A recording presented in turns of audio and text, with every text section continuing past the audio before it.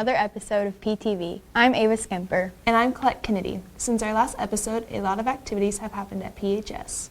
One of the biggest of those activities was homecoming, which started with the tradition of wearing wacky outfits on theme days. Here's a look at Spirit Week.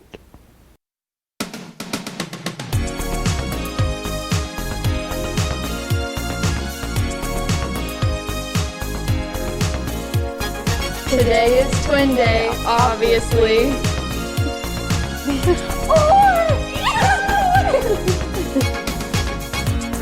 Oh, I texted him Sunday nights if he wanted to be my twin, and he agreed. It's kind of hard to turn down when, you're talking about, wearing potentially the greatest thing on earth.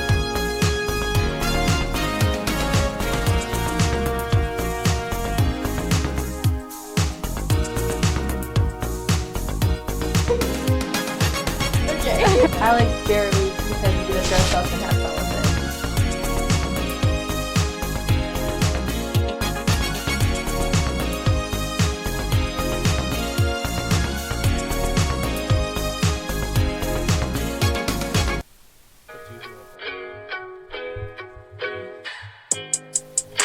Suns out, what? Okay. Today is Visco versus Hick Day. I get to dress up and just have good school spirit.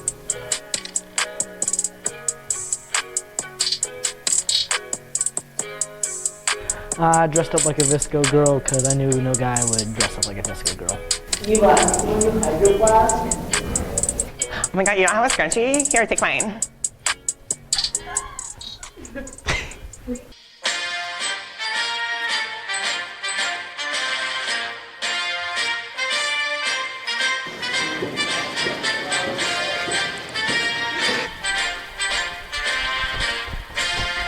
Today is Red, White, and Blue Day, America Day for Spirit Week.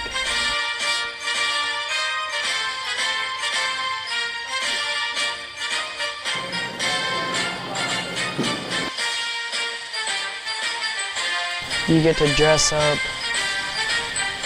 in cool, exotic things. Make America great again. Scalpel!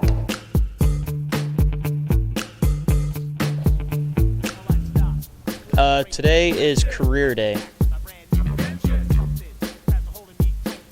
I'm Dwight Schrute off The Office. And I am Pam Howe.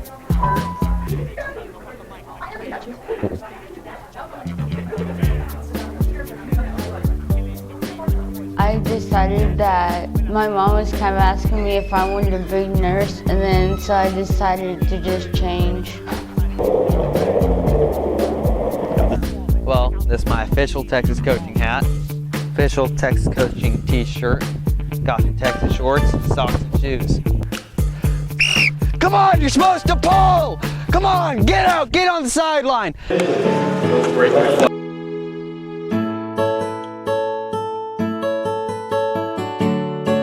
Today is Jersey Day, homecoming day.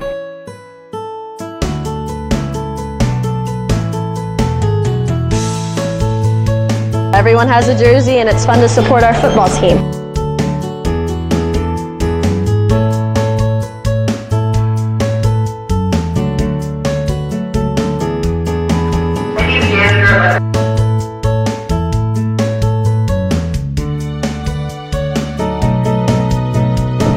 I like that everyone dresses up and shows their school spirit and gets involved.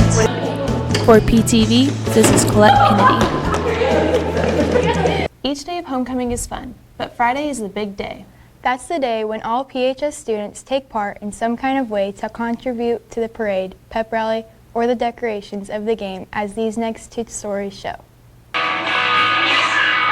From decorating the stadium to painting sidewalks, PHS students work hard during homecoming afternoon to show their school spirit. Each class and several organizations use this time to prepare their floats for the homecoming parade. Leading this year's parade was the PHS marching band. Homecoming royalty followed with candidate cruising down State Street in pickup trucks. The football team and cheerleaders showed their spirit while riding a Coombs flatbed. And the Visco freshman class hoped to school the Blue Jays with their float. The sophomores cranked the tunes in order to beat Norton. Looks like the juniors had plans to boil the birds on their float. Up next was the winner of the float contest, the FFA. The K's incorporated their superhero theme for their float. Anyone hungry for some Blue Jay toast? Just ask FCCLA to help you out with that. Or maybe you can ask the art club to blend up a Blue Jay smoothie. And finally, the student council wrapped up the parade with a joint effort of high schoolers and middle schoolers. For PTV, this is Nick Davis. To get Panther fans energized for the big game, the cheerleaders organized the homecoming pep rally. After the opening cheers, the Pacer joined with some of the football players to strut their dance moves. Another highlight was the football skit put together by senior parents.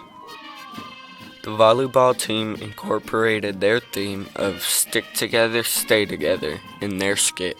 Keeping true to the tradition, Coach Jarvis and her team performed their tennis dance. Although the pep rally is a lot of fun, it's also a lot of hard work.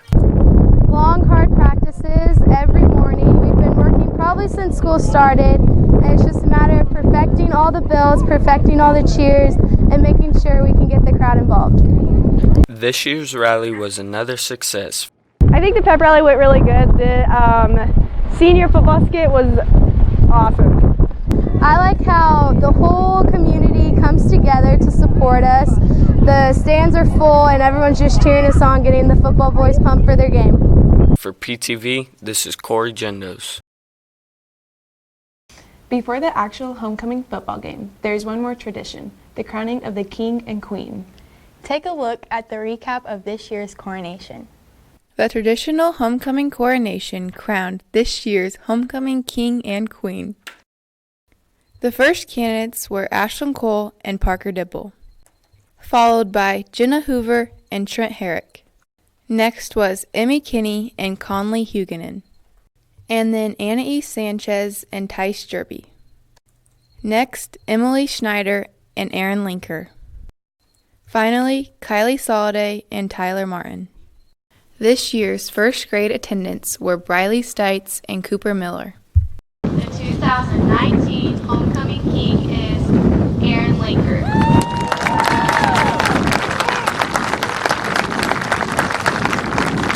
2019 homecoming queen is Emmy Kinney.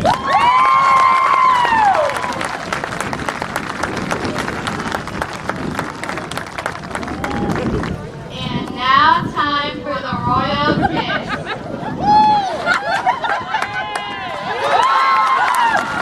For PTV, this is Kay Pockavere.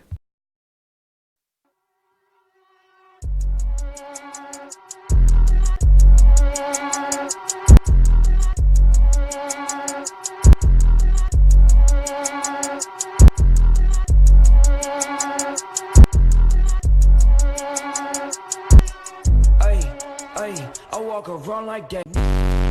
On the trigger.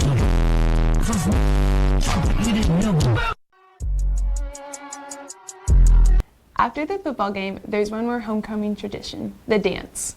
Eva Arment brings you a look at how that went. At the end of all the homecoming festivities, the annual dance was held on Saturday, September 28th. Stuff happens at dances that doesn't normally happen anywhere else.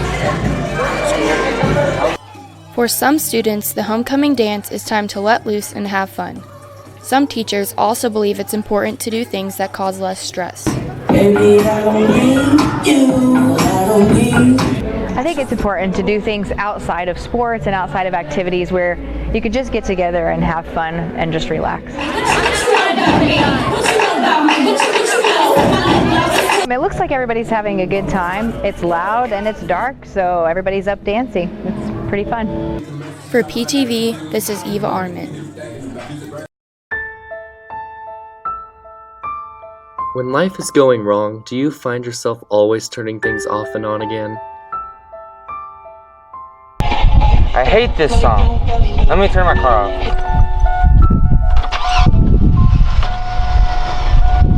off. These may be signs of Demoon syndrome.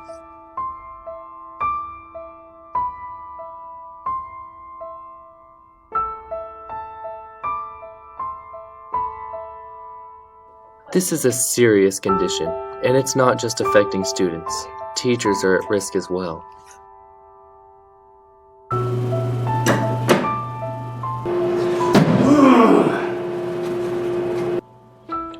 If this is happening to you or a fellow classmate, it may be Demoons. I just want my Pepsi! But there is help. Call 555-CHUCK-IT. There's no need to patiently wait while turning on and off your device. Just chuck it. Okay. Turning things off and on again may actually work and be the most effective solution. But who would want to do that when you could blow off steam?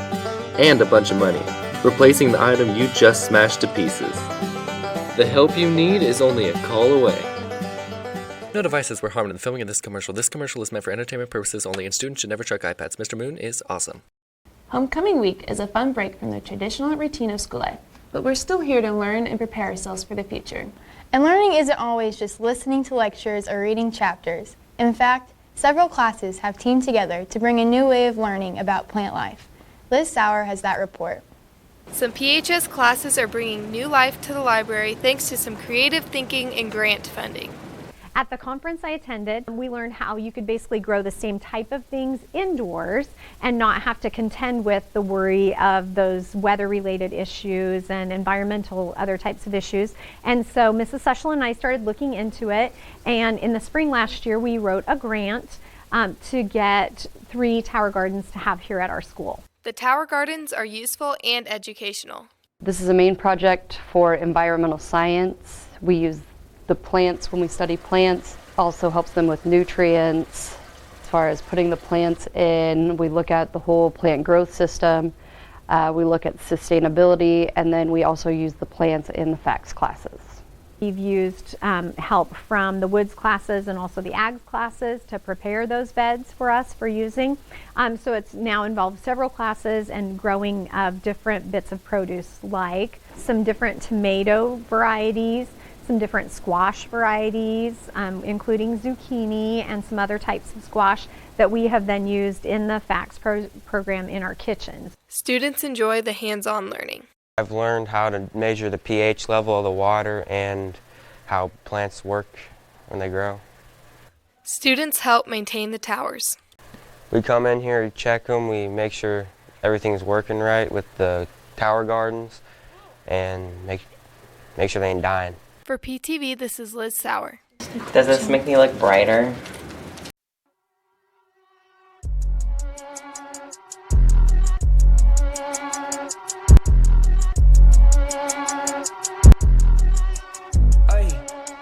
I walk around like that. On the trigger. Who would have thought that our library would turn into a garden? It's actually kind of a peaceful place to read a good book, like of Mice and Men. Yes, that was one of my favorites from English 2. And now in English 3, we had the opportunity to see it in action with a live performance. Annie Weiser explains. The PHS juniors went on a special field trip relating to English class. On Friday, September 20th, I took a bunch of juniors up to Kearney to watch the play of Mice and Men. So it was this really beautiful barn setting in which the play took place. Of Mice and Men is a popular book written in the 1930s. We got 2 immigrant workers during the Depression looking for more work, and they are going to a new ranch to roll up a steak. A certain element made this play much different than others. This play was inside of an actual barn. All this set was built inside here, and having the ambiance of the horses and all the livestock and the trains at night, it's been a neat environmental experience for theater for me. Students enjoyed the realism the performance included. They were so in character and they looked so great, and the way they moved was just so in character, and I was just blown away by the experience. Overall, the day was beneficial to both students and teachers.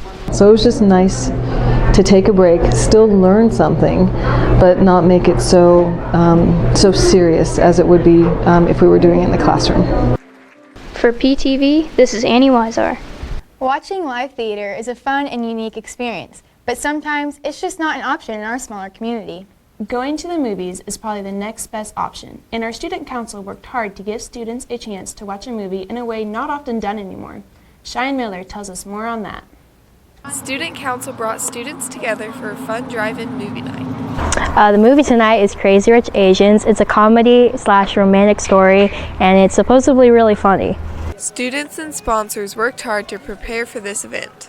Planning began at the beginning of the year. Mrs. Billings and I took care of purchasing the royalties, and then the kids contacted the theater to get some popcorn for everybody tonight. We're going to have some cotton candy, and we came up and did a run through.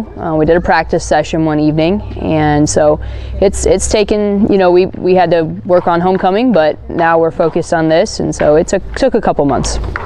Student council hopes to continue hosting drive-ins in the future. They wanted to open this to just high school students, and so this is only for high school students tonight, but if it goes over well, we're thinking about maybe doing one for the community or another one for the high school students in the spring. So we're looking for feedback afterwards from those that attend, and we'll see how it goes. I think it is a wonderful idea. I think it's a good outlet for kids to kind of hang out. It's a stress-free environment where they can be with their friends and just kind of let loose, because I know school is stressful, so this is a really good way for kids to kind of chill and hang out and have a good time. And I hope that we really do this again. For PTV, this is Lizzie Sauer.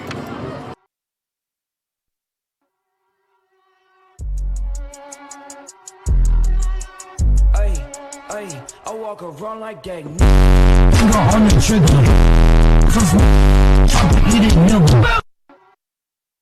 Now it's time for our sports report with Kay and Nick.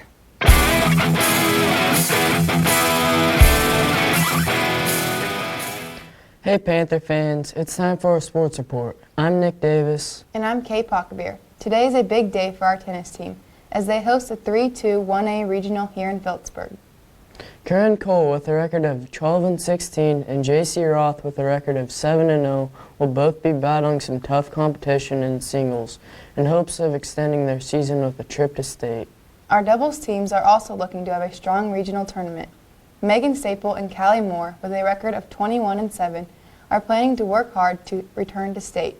And our other doubles teams of Zoe Dinkle and Casey Russell with a record of 16-12 hope to join them. The regional tournament starts today and continues through tomorrow, so come out and support our Phillipsburg tennis program. Good luck, tennis team. Our cross-country team competed at Beloit last week, and our boys team finished in 6th place. Top finishers for Phillipsburg were Sam Pinkerton, who placed 16th, just barely ahead of Eric Moon, who placed 17th. For the girls, senior Abby Hoover medaled by placing 10th. The Panther owners also hosted MCL yesterday here in Phillipsburg, and we'll give you a recap of that in our next episode. Now on to our volleyball update. The Lady Panthers have competed in 2 tournaments since our last report. At Hoisington, we picked up 5 wins and a first-place finish. We played at Great Bend the following weekend, and despite a couple of injuries along with some very tough competition, we went 3-2 and were able to finish in a tie for 2nd place. Earlier this week, Phillipsburg traveled to Hayes for a quad where they were able to pick up a win against Colby, but couldn't do the same against Hayes and Liberal. The volleyball team now has a 21-6 record as they prepare for the league tournament next Saturday in Norton.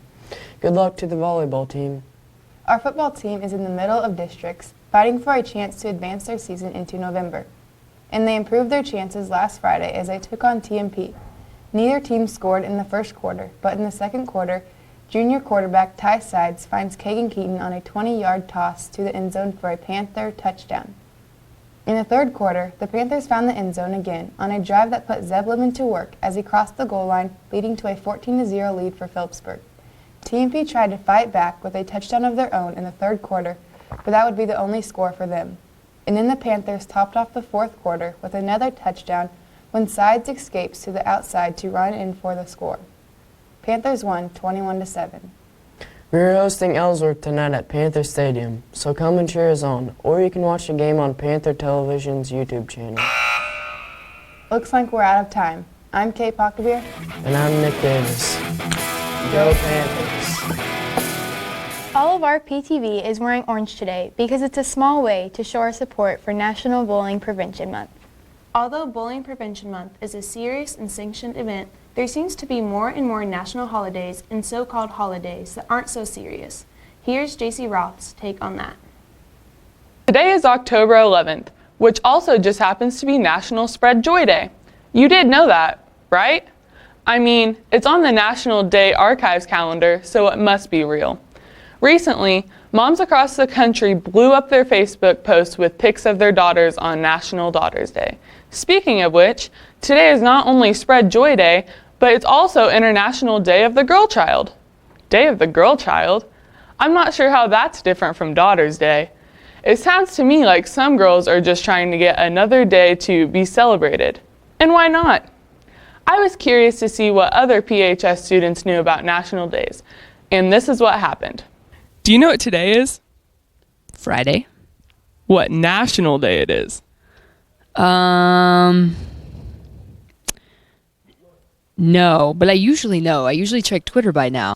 October 4th. October 4th? No. What national day it is? No. Friday. No. What national day it is? No. Well, it's National Tacos, Body Language, Smile, and Golf Lover Day. Wow. All in one. All in one. I'm up for the tacos. Cool. Do you know what tomorrow is? National Eat Salsa with Chips in Your PJs Day? No, it's Get Funky Day. Funky. So where did all of these days come from? And are they real? According to Kenny Malone of NPR, in the mid-1980s, 1 of every 3 laws established something like National Air Traffic Controller Day or National Bowling Week. It got ridiculous and they decided enough is enough, and that's when Holly McGuire stepped in.